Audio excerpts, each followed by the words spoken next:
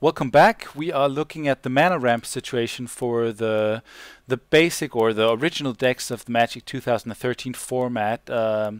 This is the second video, and if you haven't watched the first video, I would suggest you do. It's about the DLC decks, which I felt was treated a bit too differentiated and also treated a little bit unfairly in terms of how many lands they get and how the ramps how many ramp spells you get to get your dual colored situation going. The DLC decks can get dicked around by mana screwing or by being mana screwed quite a lot, and you don't have the same kind of problem with the monocolored lands, but there are still some differentiated treatment among the monocolored decks as well, not to mention Exalted Darkness, which has lived with this problem ever since the Magic 2013 format came out. So let's first take a look at Celestial Light. Okay, so you do have the Well of Lost Dreams, which I'm not running, but I've been scolded a little bit for not running it. But it definitely gets you a lot of cards. If you get this artifact down, whenever you gain life, you may pay X, where X is less than or equal to the amount of life you gained. If you do draw X cards, that certainly is some like a kind of a ramp. Not bad at all. And then you have the Pearl Medallions. You have two, and in a deck that runs a lot of different, or you have the possibility of running some pretty expensive spells, then those kind of ramps are very important, and they're also extremely important since you have a bunch of spells that are 2 cost where one is colorless,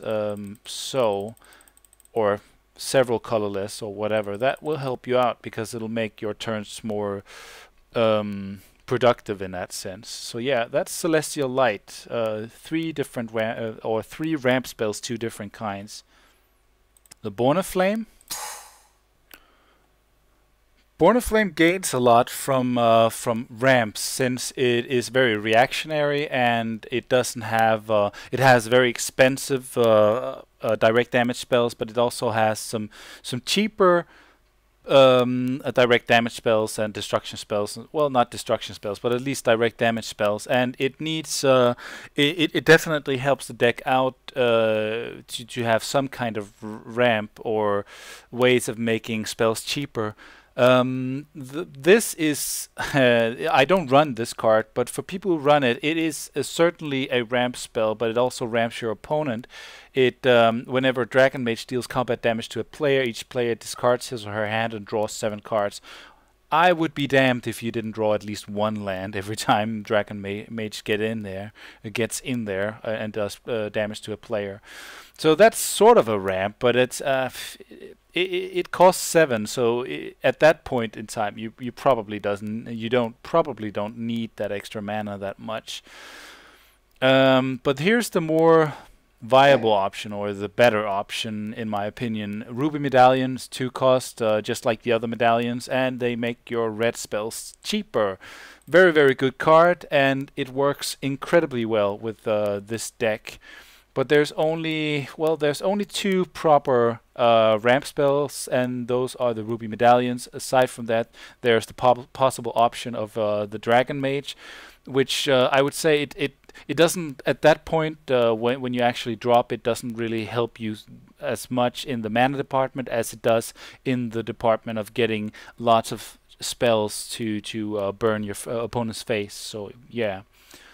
Pack Instinct.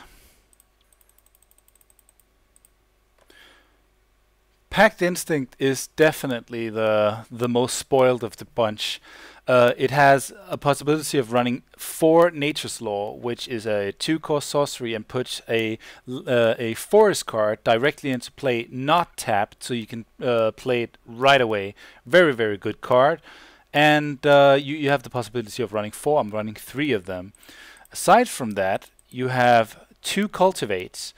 Search your library for up to 2 basic land cards, reveal those cards, put one onto the battlefield tapped and the other into your hand, then shuffle your library. So that's 6 so far.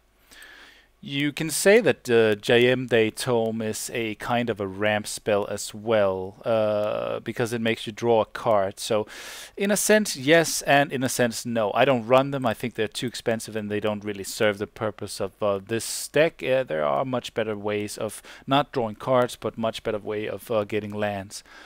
Genesis Wave, I almost skipped it. It's a 3 plus X cost sorcery, and reveal the its effect is reveal the top X cards of your library. You may put any number of permanent cards with converted mana cost X or less from among them onto the battlefield. Then put all cards revealed this way that weren't put onto the battlefield into your graveyard.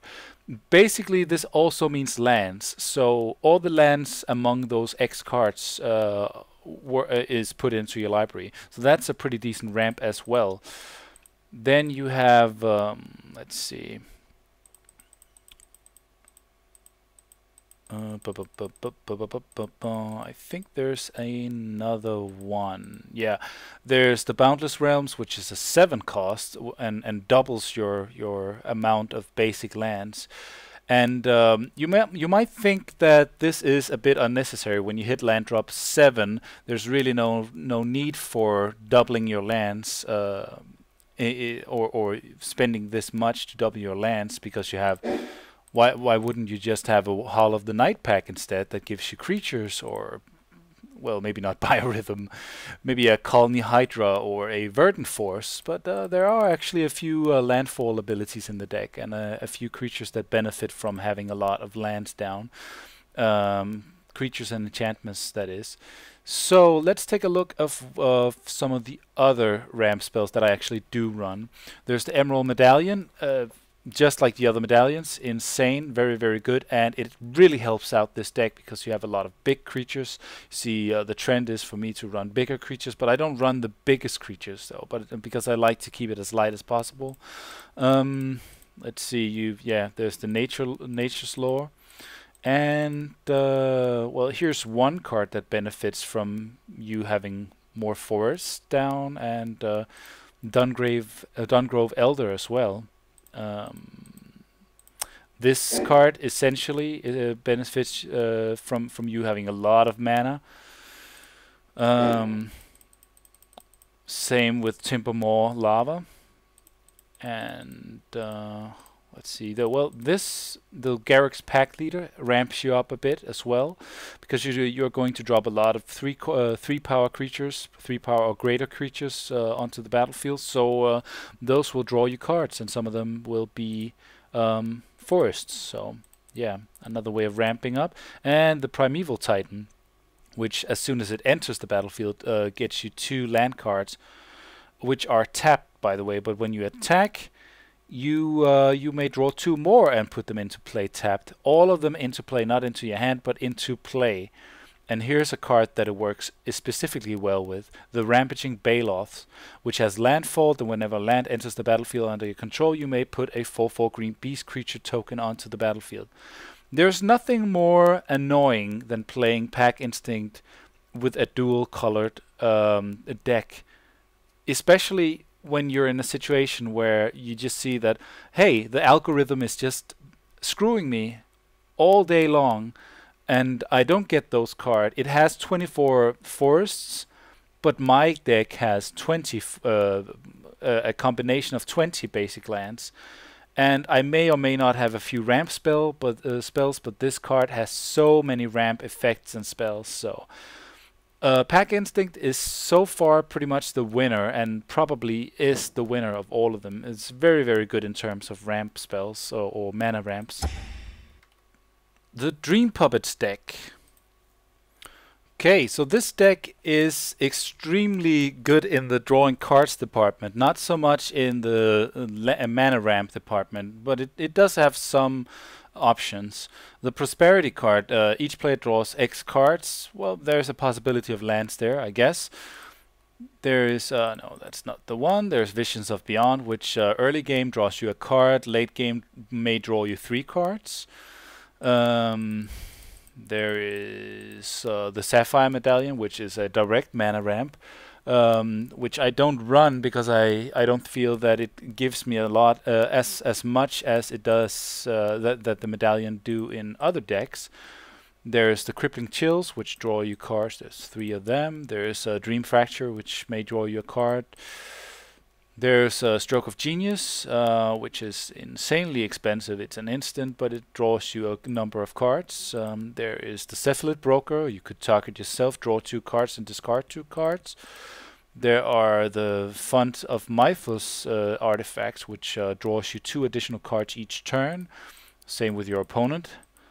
And what else? There's the Stormgeist, which is a 5-cost creature that if it deals damage to a player, it draws you a card. Telemin Performance, I guess, is no, I don't think I would call it a ramp spell. So I guess that's that. Then in the pile that I do run, there's or in the build that I do run, there's the Thought Scar, which draws you a card when you play it, and it's a 1-cost, so you may play it at turn 1.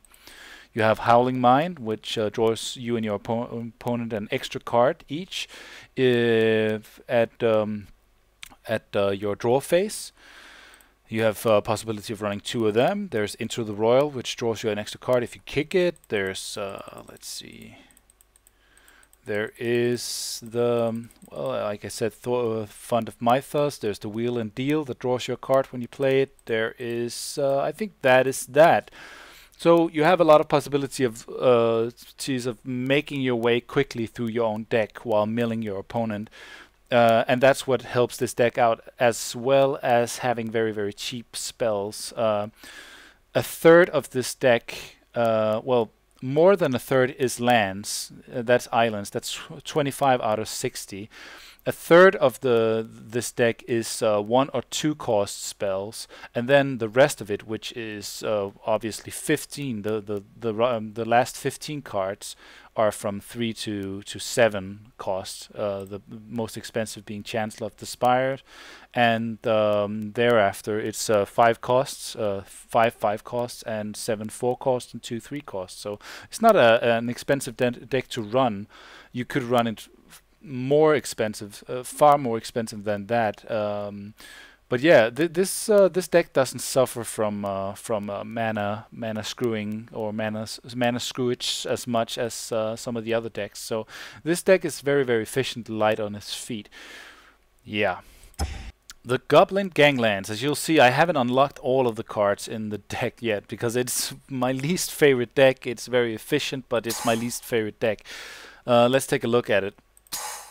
So this deck is actually, it is very, very light on its feet and doesn't need a lot of ramp, but it does have a little bit of ramp-like abilities. For example, the Rummaging Goblins, I think you can run up to 3 of them. I wouldn't. You can discard its ability is to tap and discard a card, then draw a card. So that's one possibility. You also have the Gem Palm Incinerator with the cycling effect. You can also run up to 3 of them, which is a very good card because you get to get rid of your opponent's creatures, and it's actually almost more worth more in your hand than it is on the board or on the table. So that's a very, very good way of cycling and perhaps getting a land while doing some damage. And then you have, as the last card, you have an Izzet card. The Mind Moil is a 5 cost, and whenever you cast a spell, put the cards in your hand on the bottom of your library in any order, then draw that many cards. Might not be effective, but it might also help you out. But it's a little bit late game, especially for goblins.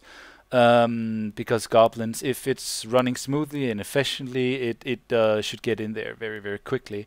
You can see I haven't unlocked any cards. I haven't played with it at all. I don't like it. In the beginning, in the opening build, you have Rage Reflection as the most expensive card, and then you have, well, I do have the 10 promo cards. That's why it's not 60 cards in deck. You have a couple of Siege Gang Commanders, which are also fairly expensive. You have the Mind Moil, and you have the Reckless ones, plus Lowland Oath. But I would run on the Xbox. I run this very, very light, much lighter than this. Not too many reckless ones. I think maybe one or two. Then the lowland oath is out. Mind Moil is out. I do run the Siege Gang Commanders. I don't run the Rage Reflection. But yeah. It's a deck that doesn't need, and you can see like this is the beginning build, and it's built a little clumsily. You don't need all of those heavy guys. You don't need that Goon, for example, which is an awful card. Goblin Goon, it's a 4-cost. That's expensive in this deck, while it might not have been in other cards. Well, with these abilities, it's awful. So aside from that, it's a bit expensive. But yeah, if you combine the 1-drops, the 2-drops, and the 3-drops, or 1 cast, 2 cast, 1 cost, 2 cost, 3 cost, that's 34 of the well, 75 cards in this case, but the rest of them are just 12 cards. So you see the division here, the division of labor, or so to speak. Anyways, that's the Goblin Ganglands.